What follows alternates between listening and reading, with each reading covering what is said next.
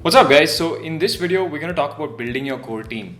Now, without a doubt, in the early days of a startup, building your core team is the most important part of building a business. Your core team is important. It's even more important than your idea, business model, and early revenues. And the reason I say this is because more often than not, the early idea for a startup will be wrong, right? And you might have to go to the market and you'll get some market feedback and you'll have to pivot your idea. So you will be doing a lot of idea changing and business model changing. This process is called pivoting. So from now on, I'm going to use the word pivot. And when you do this, depending on market feedback, you need a good team to be able to switch gears and change directions very fast. So setting vision, raising capital, building your core team is the primary task of any CEO.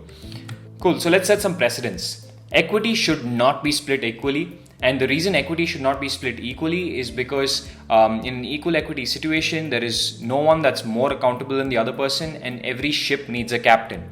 If two people have the same equity, then what happens is that this ship has two captains, and that usually ends up in the ship sinking. To find out who should own how much equity, instead of just arbitrarily deciding, use this equity calculator. I don't own it, I've just used it in the past. It's called founders.com. You can just click on the link here or go to foundrs.com and you can just calculate. And it takes a lot of things, like it takes into account the connections you bring, the who's doing the fundraising, who's building the pitch decks, all of that. So you just check in, put those checks in, and it'll spit out some equity calculations. 2 is the perfect number of co-founders to avoid politics at the core level. I've said this many times in previous videos, but the minute you start having 3 co-founders, there's a lot of politics at the core levels, which is something that's very human, right? What happens is people end up in creating groups inside groups. And in this case, the minute you have 3 people, you can create a group of 2 inside it. So there will always be groups of 2 inside a group of 3. So try to keep it a group of 2 because that's the minimum number of people that can form a group, and you will not face any founder level politics if you have just one more person. Cool. So first question that a lot of people ask me is, Varun, where do I find co-founders in India? Right? And the answers are your existing network. Everyone here uses social media, Facebook, Instagram, so just reach out to people. Don't be afraid to reach out to people. And what I really suggest is you make a small 3-slide deck about who you are and what the idea is, and just pitch to your potential co-founders the same way you pitch to a VC. Don't waste anybody's time. Create a pitch and say why you are a good co-founder and why you're looking to have a quick chat. And we'll talk about what you should look at in a co-founder when you have a chat in the next slides. But you can also look at your school, undergrad and postgrad alumni, people you go to school with, because let's face it, in today's day, going to school gives you, or going to college gives you an alumni network, right? You know these people to a certain extent, you're friends with them. And a lot of people, when I started Metastartup, they told me that, Varun, how are you going to replicate the alumni network? You keep saying that, this is better than business school. Where's the alumni network? And I'm very cognizant of this fact, and I'm very careful that we're building a lot of offline meetups. So there is a lot of interaction that I have planned between people who are even watching this video, right? It's important for you guys to interact, which is why I will strongly suggest, please go and check out the Facebook group, the Facebook Metastartup group, and join it, because you will be able to find potential co-founders there. We're also doing a lot of offline startup events, hackathons, and building relationships. So please make sure you arrive at those events. They're all going to be free. Most of them are going to be free. And they're going to be branded by Metastartup. We just hosted one very recently. So if you're missing out, make sure you be present there, because you can meet really cool people who are as driven as you. Go for startup events, go for hackathons, and keep building relationships with new people. You never know when you can start something new with them. You can use an app like meetup.com to look for these events. I think Avalon has a group on meetups.com as well. This is more for the developer meetups that we host, but feel free to join one or create one on your own. Put up a job posting on IIM Jobs, Hirist, Has Jobs, AngelList. These are popular Indian job boards, specifically for like smaller groups of people. If you put up a job posting on these places, it's very easy for them to reply and say, okay, I'm interested in your job. But the job posting feature doesn't work too well. So, it's a last resort option. But the best option, and the option that I'm working my ass off to kind of put together, is use the Metastartup Facebook groups and events. Right? The events that we're putting together, the Facebook group, it encourages discussion. Go out there, make friends. That group is specifically built so that you can contact other people in the group. So now that you've found a co-founder, say you find like 5 people who you think are good co-founders for you. Remember I told you that you should have just 2 or, if you're stretching it, maybe 3 people as co-founders. Have a 1-week trial mode. You need a speed date, right? You need to look at multiple co-founders at once and see who's the best fit for you. Have a 1-week trial mode.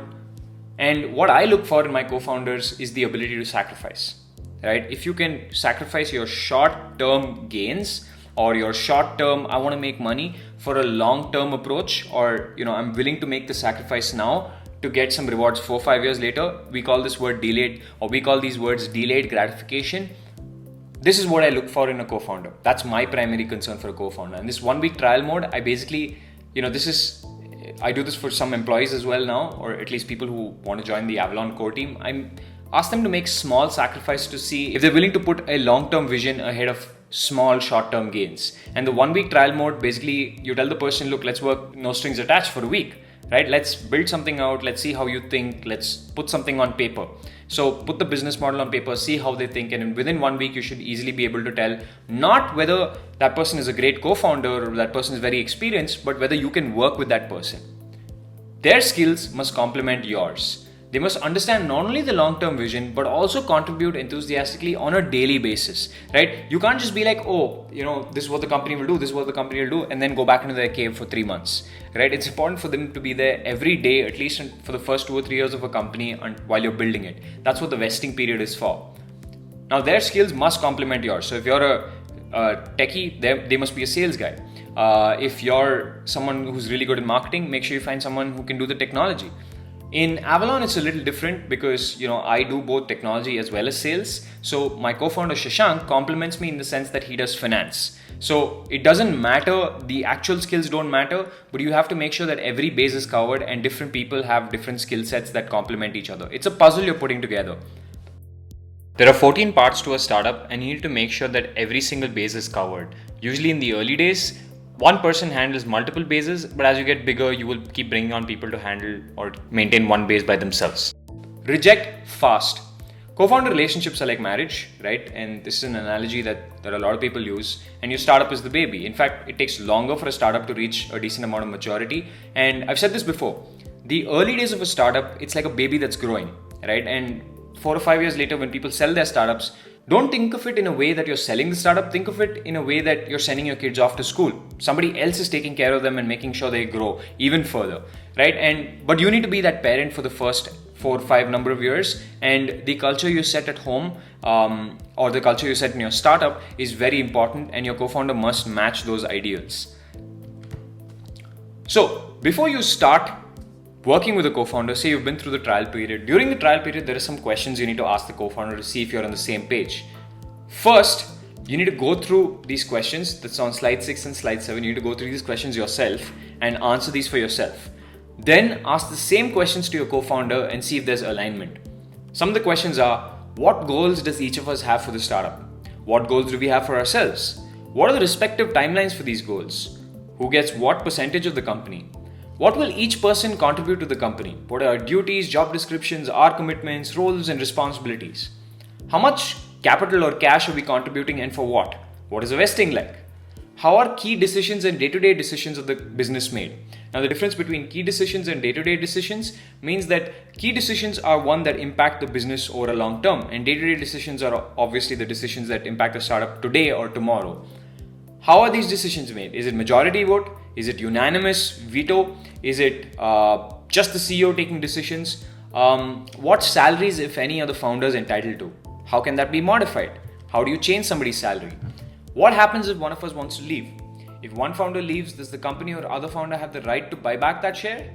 What happens if one of us wants to sell the company, raise money, or kill the company? What happens if one of us becomes disabled or dies? What happens if it takes us longer than we expected to get our product up and running? Can we each launch other startups while working on this project? Under what circumstances can a founder be removed as an employee of the business? What happens if one founder is not living up to expectations? How would we solve this situation? If it turns out that the business is not taking off and we decide to end our venture, can one of us take the idea ahead and try it again? These questions in themselves, and there might be questions outside this, but these are the fundamental questions. If you can find alignment on these questions, your expectations are set. So in my last video, I spoke about how you can fire a co-founder. Well, you don't need to fire a co-founder if you and your co-founder are aligned on these questions. You know that they won't deviate, and plus, if they do deviate, you can show them the sheet and say, you said you would do this. You said that if one of us wants to leave, this is how it happens, right? And which is why this answering these questions is so important. And I'm going to link you to this document. The link is in the description. It's on the Metastartup Facebook groups. No surprises there. So all the questions that we answered in the last section, these are going to be covered in the founders agreement. This is a legal agreement that kind of talks about how each team works with each other. So what are the roles, responsibilities, and vision of each person? How does the equity investing work? How does the IP ownership work? And the Metastartup Facebook group has the founders agreement template. So make sure you go take a look at it. Chain of command. So in a typical company, you have a reporting structure. And even if you're a two-man team, you still have a reporting structure. Your co-founder must be your confidant and support system. You must be theirs as well, right? It's very lonely being a co-founder, and you need to find somebody who is willing to be there to listen to everything that you have, right? But the buck still stops at the CEO. This doesn't mean that decisions are made jointly. It means that a discussion happens and then the CEO or the person who has a little more equity still takes that final decision. Leaders eat last, right? Which means that the CEO should create the structure in such a way that first, the employees of the company are paid and everything that the company does goes towards making the stakeholders and the employee successful before the CEO and the founding team himself become successful. And this is where you could have some issues, right? Your co-founder might say, I'm not being paid enough of salary, but the CEO says, look, you have equity in the company and I want to pay my employees before I pay you, right? Whereas in a joint decision, or if you have 3 or 4 people, there are too many different opinions there and everyone will want their own selfish needs, which is why I think keep the founding team small and have a slightly bigger core team that works under them, but not the founding team. The way Avalon works is Shashank and I run the company, but we have a bunch of people who are my core team who work right under the founding level. The higher the position, the more the accountability. If a company fails today, regardless of whether it's the CEO's fault or not, the CEO is still held accountable. In bigger companies, for example, in ICICI Bank, if one of the reps who is maybe employee number 2000 goes and does something stupid with a customer or says something stupid to the customer and the customer sues the company, it's the CEO that has to represent the company. Obviously, most CEOs will delegate this task to a lawyer, but it's still the CEO who's held responsible for everything that goes wrong in a company, whether from the share capital side, from the cash side, or whether from the employee side. Being CEO is very difficult, which is why that person needs to have a higher amount of equity than somebody else.